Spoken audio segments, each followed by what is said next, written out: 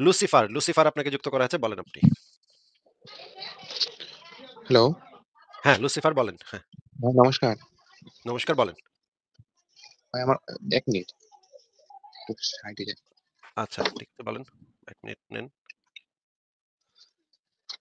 হ্যাঁ, ভাই হ্যাঁ, বলেন। আমার অনেক কিছু জানবার আছে ভাই। বলতে আচ্ছা, এই ধর্মের শুরুটা আচ্ছা ধর্মের শুরু হলো কোত্থেকে? আমি Google এ খুঁজছি যে পৃথিবীর প্রাচীন ধর্ম কোনটা? প্রাচীন ও ১ম সনাতন। আচ্ছা ঠিক আছে। আচ্ছা আপনি একটু তারপর দয়া করে একটা বই আছে 'সেপিয়েন্স', হ্যাঁ? 'সেপিয়েন্স' বইটা আ পড়েন। আ আর হচ্ছে গিয়ে আরেকটা বই আছে পৃথিবীর প্রাচীন ইতিহাস। পৃথিবীর মানে প্রাচীন রাশিয়ান পৃথিবীর প্রাচীন ইতিহাস। রাশিয়ান একটা বই, বাংলা ভাষায়। আ এই বইটা পড়েন। এই বই ২ টা পড়লে আপনার মোটামুটি আইডিয়া হবে যে ঐতিহাসিকভাবে ধর্মগুলার উৎপত্তি কিভাবে বিস্তার ঘটলো, কিভাবে এই জিনিসগুলা আস্তে, আস্তে মানুষের মধ্যে ছড়ায় পড়লো। এই জিনিসগুলো আপনি এই বই ২ টা আগে পড়েন, ভালোভাবে পড়েন। তারপরে আপনি এই সম্পর্কে মোটামুটি একটু আইডিয়া হবে। হ্যাঁ? ধন্যবাদ ভাই। আর হ্যাঁ, এখন দেখুন এত ধর্ম এটা ওটা কি বলবো? আমি লালন ভক্ত মনে হচ্ছে। আচ্ছা, বলতে আচ্ছা, হ্যাঁ, ইসলাম ধর্ম ঈশ্বর আমি তো এই বিষয়ে কোনো কথাই বলব না। ভুলেও না। উকড়ে দেবে আমাকে। ইসলাম আচ্ছা, রিলিজিয়নটা একদম কি বলবো? ধর্মান্ধ বাংলাদেশে ধর্ম মানা ভালো কিন্তু ধর্মান্ধ হওয়া ঠিক না। আচ্ছা মানছিস মান, ধর্মান্ধ হোস না। তাই না ভাই? মানে হ্যাঁ, ধর্ম মানছি আমি এটাকে ভালো দিকটা ভাবি ইতিবাচক দিক। কিন্তু যে ধর্মান্ধ তাদেরকে কি বলবো? বলতে ওটাই পৃথিবীতে আমি দেখছি আমি আপনারগুলো পেজগুলো দেখেছি, ভিডিওগুলো দেখেছি। পৃথিবীতে শুনেছি ৪,২০০ টি ধর্ম। বাহ! তাহলে আমি কিন্তু অন্যান্য ধর্মর এগুলো তো শুনি, এটা করি, মানি। কিন্তু ধর্মান্ধ তো না। কিন্তু এখন ধর্মান্ধ তো দেখুন এদিকে ওদিকে হ্যাঁ, কি বলবো? আচ্ছা। জাত-পাত ঠিক আছে। আপনার মতামত শুনলাম। আপনার কি কোন স্পেসিফিক প্রশ্ন আছে ভাই? স্পেসিফিক ওয়েট আমাকে ছিল বেশ কটা আমি ভুলে গেলাম। হ্যাঁ, অনেক বেশ কটা ছিল। আমি তো লাইভে যুক্ত হতে পারিনি এর আগেও। আজে-বাজে নাম দিয়ে যুক্ত হচ্ছি। চেষ্টা করছি। আচ্ছা। তাহলে আপনি মানে একটা কাগজে লিখে রাইখেন। ওইটা পরে নিয়ে আইসেন। ঠিক আছে? আচ্ছা, আচ্ছা ইসলাম ঠিক নিয়ে আছে। আমার কিছু প্রশ্ন ছিল ভাই। আচ্ছা, দ্রুত বলেন ১ তাইলে মিনিট, সেটা। ১ মিনিটের মধ্যে। ইসলাম আচ্ছা নবীজির জন্ম আমি পড়েছিলাম। পড়েছিলাম বলতে আমি নন মুসলিম। তারপর ক্লাস নিয়েছিলাম, পড়েছিলাম। ক্লাসে ৫৭০ সালে জন্ম, ৬৩২ এ মৃত্যু। তখন আমি ভাবছিলাম মাত্র ১৪০০ বছর আগে জন্ম মৃত্যু এটা ওটা তাহলে কি এসব রিলিজিয়ন মাথা হ্যাং হয়ে গেছে আমার একেবারে। আচ্ছা, ঠিক আছে। আমি বুঝতে পারছি যে আপনার স্পেসিফিক কোন প্রশ্ন নাই ভাই। তাহলে আপনাকে আজকে আমরা বিদায় জানাই। ঠিক আছে? ভালো থাকেন। ধন্যবাদ ভাই। Thank you. আচ্ছা, ঠিক আছে। পরের জনকে যুক্ত করি। এম সরকার আপনাকে যুক্ত করা আছে। বলেন আপনি। Good evening sir. Good evening. আমাদের এই আলোচনাতে স্যার শব্দটা আমরা পছন্দ করি না। এটা একটু বাদ দিয়ে কথা বলেন, হ্যাঁ? আচ্ছা, বলছি আপনি কিছুক্ষণ আগে দুটো বইয়ের একটা রেফারেন্স দিলেন যেখানে বলেন যে কে নামটা ভুলে গেছি, যদি রিপিট করেন একবার তাহলে ওটা আমি একবার পড়ে নেবো। 'স্যাপিয়েন্স' বইটা পড়তে পারেন। আর 'পৃথিবীর প্রাচীন ইতিহাস' এটা একটা রাশিয়ান বই। অনেক আগে প্রকাশিত। সেপারেট। এই বইটা পড়তে পারেন। আচ্ছা। সম্ভবত ভারতী প্রকাশনী বা রাদুগা প্রকাশনী এই ২ টার একটা হবে। আচ্ছা, আপনার কাছে আমার একটা প্রশ্ন, সেটা হলো যে পৃথিবীর এখন প্রাচীন যুগ থেকে পার করে এসে এখন দিনে যে টেকনোলজি হাই হচ্ছে বা ডিজিটালাইজ হচ্ছে, সেই যুগেও এসে আমাদেরকে এখন ধর্ম নিয়ে মারপিট করতে হচ্ছে বা ধর্ম নিয়ে বিভিন্ন মতামত শুনতে হচ্ছে। তো আমরা এটা যদি না করে সবাই মিলে যে পৃথিবীর কোন ধর্মটা সত্যিই ভালো ধর্ম বা প্রাচীন ধর্ম বা কোন ধর্মের লোক আমরা, বা কোন ধর্মটা অরিজিনাল ছিলেন বা কোন ধর্মটা সব আগে ছিল, সেই ধর্মটা যদি আমরা খুঁজে বার করি। ভাই আগে ছিল এটা দ্বারা কি মিন করে? আগে থাকলে কি লাভ? মানে আগে থাকলে কি এটা মানে আগে বলতে বেটার মানে হলো কিভাবে? কেউ তো কোনো একজন তো দেখুন, আমরা একটা কোনো একটা ছবি যদি কারো রাখি, মানে তার তার আপনাকে যে স্পেসিফিক প্রশ্নটা করছি, আপনি স্পেসিফিক প্রশ্নের একটু দয়া করে স্পেসিফিক উত্তরটা দেন, হ্যাঁ? Okay sir. হুম। অনেক কথা একসাথে বলবেন না। নানা ধরনের হুম। অপ্রাসঙ্গিক কথাবার্তা বলবেন না। আপনাকে হুম। আমি একটা স্পেসিফিক প্রশ্ন করেছি যে, আপনি যখন বক্তব্য দিচ্ছিলেন সেটার ভিতরে আপনার একটা পয়েন্ট ছিল যে, পুরনো, সবচাইতে প্রাচীন, সবচাইতে আদি ধর্ম কোনটা? সেটা নিয়ে আপনি কথা বলছিলেন। তো হুম। আদি ধর্ম, পুরনো ধর্ম তাইলে তো ওইটাতে আমাদের কেন যেতে হবে? ওইটার দ্বারা কোন কিছু আদিম, পুরনো হুম। এটা দ্বারা হুম। এটা বেটার কিভাবে প্রমাণ করে? কোন কিছু পুরনো হইলে সেটা বেটার, এইটা কিভাবে আপনি পাইলেন? সেই প্রশ্নটার আগে উত্তরটা দেন। না আমি মানে চারিদিকে এত ধর্ম নিয়ে মারপিট চলছে, সেই থেকে আমার মনে হলো যে ভাই এইসব আমি ঝামেলা না করে। ভাই, ভাই চারিদিকে ধর্ম নিয়ে মারপিট চলছে, সেটা তো আমার প্রশ্নের উত্তর না। একটু হুম। দয়া করে একটু স্পেসিফিক উত্তর দেওয়ার চেষ্টা করেন, হ্যাঁ? যেমন আপনাকে একটা আপনাকে যেমন যেটা গুগলে জিজ্ঞেস সার্চ। করেছি আপনাকে যেটা জিজ্ঞেস করেছি, আপনি Google এ সার্চটাও এখানে প্রাসঙ্গিক না। Google এ আপনি কি সার্চ আচ্ছা। করে কি পেয়েছেন এটাও একটু দয়া করে হুম। একটু চিন্তা করেন যে এই স্পেসিফিক প্রশ্নটার স্পেসিফিক এই প্রসঙ্গে থেকে উত্তরটা কিভাবে হুম। দিতে হয়। এটা একটু শিখতে হবে। ঠিক আছে? আচ্ছা। আপনাকে আমি জিজ্ঞেস করেছি যে পুরনো যে ধর্ম যেটা সবচাইতে পুরনো সেইটা হুম। কেন বেটার? সেইটাতে আমাদের কেন ফেরত যেতে হবে? বা সেইটাতে এমন কি আছে? সেটা পুরনো হইলেই তাতে এমন কি ভালো জিনিস আছে যে পুরনো এইজন্য যেমন আমাদের পুরনো দিকে ফেরত যেতে হবে? একদম। এইটা এই স্পেসিফিক প্রশ্নটার এই স্পেসিফিক উত্তর দেন। অন্য কোন প্রসঙ্গ এই মুহূর্তে আলোচনা করবেন না। হ্যাঁ? বলেন। আচ্ছা, আচ্ছা।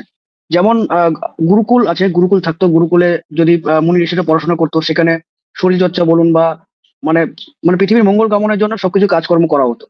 তো সেখানে রোগ ব্যাধি কম ছিল, মানুষের মধ্যে হিংসাও কম এগুলো ছিল আপনার বা কে অন্যায় বলেছে? অত্যাচার এগুলো আপনার কে বলে? কই থেকে পাইছেন এগুলো ভাই? এগুলো মানে এগুলো ফালতু, ফালতু কথাবার্তা কোথায় পাইছেন? পুরনো মানে যেই জিনিসগুলা প্রাচীন সেগুলো তো আমাদের আরো বর্জন করতে হবে। এগুলো পুরনো হয়ে গেছে। এগুলা হুম, বাতিল হয়ে গেছে। এগুলা এখন আর চলবে না আমাদের সমাজে। পুরনো হুম, জিনিস, হুম, পুরনো বস্তা পচা জিনিস, দুর্গন্ধযুক্ত মানে হিন্দু ধর্মের দুর্গন্ধযুক্ত নিয়ম-কানুন, হুম। মানে জাতিভেদ, বর্ণবাদ। আপনি নিশ্চয়ই হিন্দু ধর্মের অনুসারী বুঝতে পারতেছি কথা থেকে। হ্যাঁ, হ্যাঁ, হ্যাঁ, হ্যাঁ। এবং আপনি একজন হিন্দু ধর্মের ধার্মিকও বটে। মানে কথা শুনেই হুম, বোঝা যায় ভাই যে এই হিন্দু ধর্মের যে নোংরামি, হিন্দু ধর্মের যে বদমাইশি, ওদের ব্রাহ্মণদের যে বদমাইশি এগুলা করে, ওদের যে হুম, ধর্মের যে জাতপাত প্রথা, নারীদের সম্পর্কে কি অবমাননাকর কথাবার্তা বলা, অন্য জাতের মানুষদের সম্পর্কে কি নোংরা, নোংরা কথাবার্তা বলা। এগুলা পুরনো ধুনফুন, এগুলা আজে-বাজে নোংরামি, একেবারে কুকুরের গুয়ের থেকেও দুর্গন্ধযুক্ত হিন্দু ধর্ম এগুলা মানে এখন মানে কে এগুলা নিয়ে ঘাটাঘাটি করতে যাবে? এগুলো নিয়ে ঘাটাঘাটি করলে তো দুর্গন্ধ বের হবে। এগুলো এত পচা, এত দুর্গন্ধ, যেগুলো নিয়ে ঘাঁটতে গেলেও এগুলো থেকে দুর্গন্ধ বের হয়। আপনি কি বলতেছেন? আপনি মনুসংহিতা পড়েছেন? না, মানুষ সংহিতা পড়িনি। মনুসংহিতাকে বলা হয় হিন্দুরা দাবি করে সেটা নাকি সবচাইতে প্রাচীন আইন। এই হুম, হুম, মনুসংহিতা পড়লে তো বমি আসে মানুষের। একজন সুস্থ স্বাভাবিক মানুষের বমি আসবে এই মনুসংহিতা পড়লে। আপনি একটু দয়া করে এই হিন্দু হুম, ধর্মের যে আইন শাস্ত্র, বিধান, হ্যাঁ? সমাজ কিভাবে চলবে বা রাষ্ট্র হুম, কিভাবে চলবে সেটার সবচাইতে গুরুত্বপূর্ণ মানে গ্রন্থ হচ্ছে মনুসংহিতা। আপনি এই মনুসংহিতাটা একটু পড়ে আসেন। ঠিক আছে?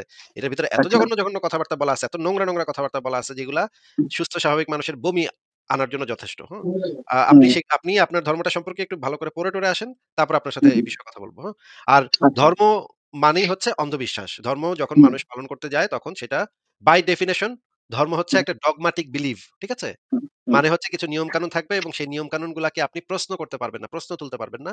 কারণ হুম, আপনাকে বিলিভ করতে হবে। আপনাকে ওই বিষয়টা বিশ্বাস করতে হবে, মনে প্রাণে মেনে নিতে হবে আপনার। এই হুম, হুম, জিনিসটাই সমস্ত প্রগতির অন্তরায়।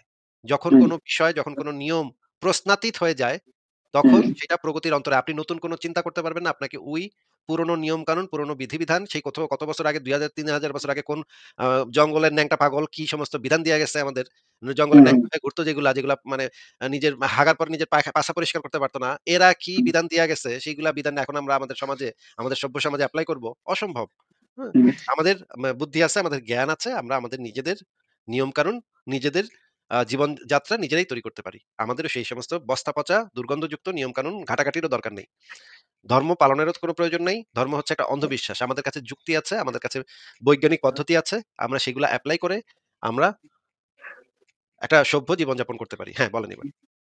হ্যাঁ, একটা কথা সেটা হলো যে তাহলে দেখুন, আমিও হিন্দু ধর্মে অবশ্যই অবলম্বন করি, কিন্তু আমি কিন্তু মানব ধর্ম মানে মানুষের পাশে থেকে মানুষকে ভালো করা, ঠিক আছে, এই কাজগুলোতে আমি বেশি বিশ্বাস করি। মানে ধরুন কোনো জায়গা থেকে কিছু দান করার থেকে কোনো গরিব লোককে কিছু দেওয়াটাই আমি বেস্ট মনে করি সবচেয়ে বেশি।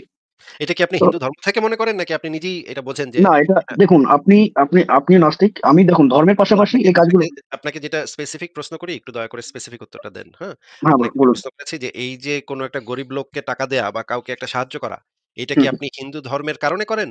নাকি আপনি যদি হিন্দু ধর্মের না হতেন, অন্য কোন ধর্মের হতেন, তখনও আপনি একই কাজই করতেন? বা আপনি যদি না, নাস্তিক না, হন তখনও হয়তো একই কাজই করতেন। এখানে হিন্দু ধর্ম আপনার উপরে কি প্রভাবটা ফেলতেছে এই গরিবকে টাকা দেওয়ার ক্ষেত্রে সেটা একটু বলেন। ক্ষেত্রে বলতে নয়, মানে আমি ধরুন ওই আমার জন্মদিনে যেমন কিছু খাবার বিলি করি বা কাউকে সেটার শীত উদাহরণ লাগলে একটা চাচ্ছি না। কম্বল দেই। সেই উদাহরণটা চাচ্ছি না তো ভাই। আপনি কি করেন? এক্সাক্টলি কি করেন? সেটার উদাহরণটা চাই নাই আমি এই মুহূর্তে। আমি জিজ্ঞেস করেছি ভাই একটু দয়া করে কষ্ট করে আমার প্রশ্নটা শুনে, একটু মাথাটা হুম, হুম। খাটিয়ে প্রশ্নটার আরেকবার স্পেসিফিক একটু প্লিজ রিপিট উত্তরটা করুন। দেন। তো আপনি আমার প্রশ্নই শোনেন নাই। হুম। উত্তর দেওয়া শুরু করে দিছেন। আরেকবার একটু প্লিজ প্রশ্নটা রিপিট যদি করুন খুব ভালো। আমি হ্যালো? বলেছি যে আপনি যখন কোন ভালো কাজ করেন বা কাউকে দান করেন বা কাউকে কিছু একটা দেন, গরিব লোককে টাকা দেন হুম, বা কিছু একটা করেন, সেটা যেটাই হুম, হোক, ভালো কাজ হুম। যখন করেন সেই ক্ষেত্রে হিন্দু ধর্মটা আপনার উপরে কি প্রভাব ফেলে? না, ধর্ম এখানে কোনো কিছু প্রভাব পড়ে না। এটা আমার মনে লাগে তাই করি। তাহলে তো আমার এখানে হিন্দু ধর্মের তো কোনো ক্রেডিট নাই যে হিন্দু না, ধর্মের কারণে আপনি এটা করছেন তা তো না, তাই না? না, না, না।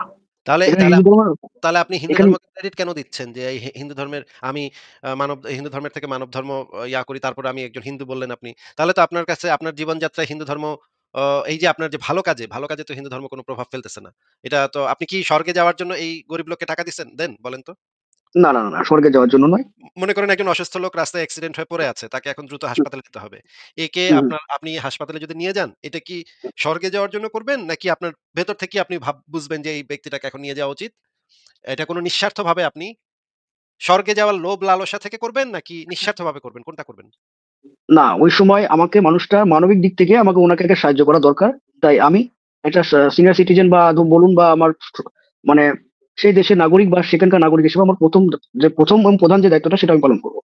তাহলে স্বর্গে যাওয়ার জন্য তো করবেন না, তাই না? না, না, না, না। তাহলে স্বর্গে যাওয়ার জন্য যদি যখন আপনি করবেন তখন তো সেটা আর আপনি তাকে নিঃস্বার্থভাবে তার তার মানে ভালো কাজটা করছেন না। সেখানে তো আপনার একটা স্বার্থ জড়িত হয়ে যায়। একদম, যদি আপনার একদম। উদ্দেশ্যটা হয় স্বর্গে যাওয়া, তাহলে তো আপনার হুম, একটা স্বার্থ জড়িত হয়ে গেল, তাই না? একদম, একদম। তাহলে তো ধর্ম তো সেখানে কোনো প্রভাব ফেলতেছে না। আপনি যদি জেনুইনলি একটা ভালো কাজ করেন, সেখানে তো ধর্ম কোনো প্রভাব ফেলে না। তাহলে আপনার না, তো না। যুক্তি বুদ্ধি দিয়েই বুঝতে পারি যে ধর্ম এখানে একটা অপ্রাসঙ্গিক জিনিস। ভালো কাজ মন্দ কাজের ক্ষেত্রে ধর্ম একটা অপ্রাসঙ্গিক জিনিস।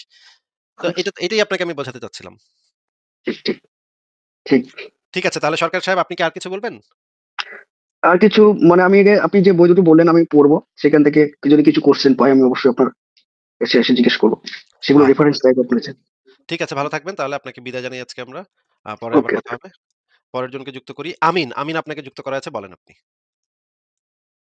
আমিন আপনাকে যুক্ত করা আছে। আনমিউট করে কথা বলেন। আনমিউট করেন, তারপর কথা বলেন। হ্যাঁ, বলেন। হ্যালো, হ্যাঁ, আসিফ ভাই বলেন। ভালো আছেন? হ্যাঁ, ভালো আছি। আশা করি আপনিও ভালো। বলেন তাহলে। হ্যাঁ, তো আমি একটা বিষয় একটু জানতে চাইছিলাম যে আমাদের যে বাংলাদেশে আমরা যারা ধর্ম বিশ্বাস করি না, আমাদের অঞ্চল থেকে এমন একটা প্রভাব পড়ে ধর্মের যে আমরা চাইলেও এটা থেকে বেরিয়ে আসতে পারতেছি না। যেমন আমাকে মসজিদের চাঁদা দিতে হচ্ছে, তারপরে বিভিন্ন ওয়াজ মাহফিলের চাঁদা দিতে হচ্ছে, তারপরে আপনার অন্তত শুক্রবারে নামাজ পড়তে হচ্ছে সামাজিক কারণে। তো এসব থেকে যদি একেবারে বিরত থাকার চেষ্টা করি তাহলে আমার ফ্যামিলির উপরে এটার প্রভাব পড়তে পারে। এসব বিষয় আসলে আমি কিভাবে এসব থেকে দূরে সরে আসতে পারি কিভাবে? এরকম কোনো সহজভাবে মানে ভাই এই বিষয়ে এগুলো যদি থেকে একটু তো আলোচনা আপাতত তো দূরে সরে যাওয়ার কোনো স্কোপ নাই। কারণ আপনার তো নিজের নিরাপত্তা এবং নিজের পরিবারের নিরাপত্তা আপনার ঠিক রাখতে হবে। হ্যাঁ? নিরাপত্তা বিঘ্নিত হয় এমন কোনো কাজ আপাতত করা যাবে না। এমন কোনো কাজ করবেন না যেটাতে আপনার বা আপনার পরিবারের উপরে কোনো ধরনের আশঙ্কা তৈরি হয়।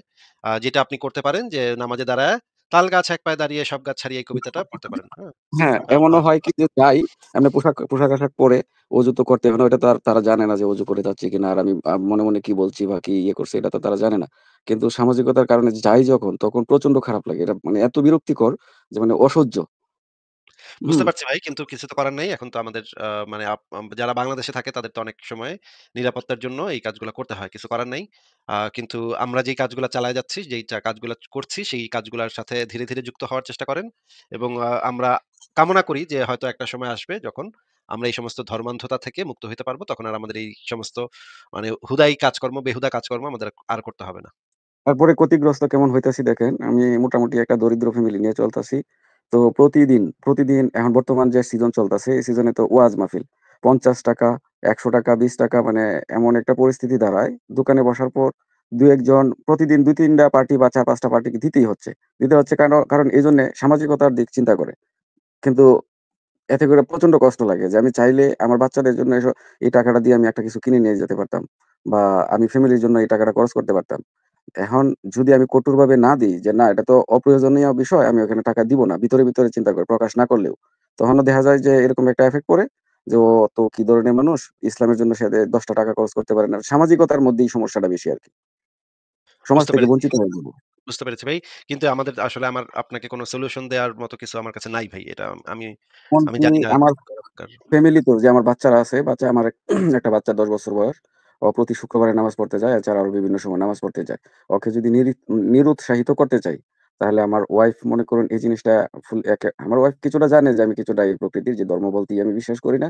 বরং আরো উল্টা কিন্তু তখন তো দাদা পেঁচাল বাইজ্যা যায় আরকি। বা ইয়ে করা হতো। আর বুঝতে গ্রামের লোক পেরেছি।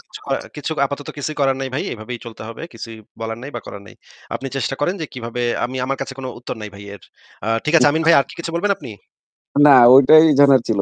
প্রচন্ড মস্তিষ্কের মধ্যে চাপ দেয়। মানে যেটা অসহ্য আমি যেটা চাইতেছি না, ওইটাই আমার বাধ্যতামূলক করতেছে। আমি একরোখা মানুষ যে আমার যেটা অসত্য, মানে এটা জোর করে বাধ্য করার মতো একটা বিষয়, একটা পরিস্থিতি চলতেছে আরকি। ঠিক আছে।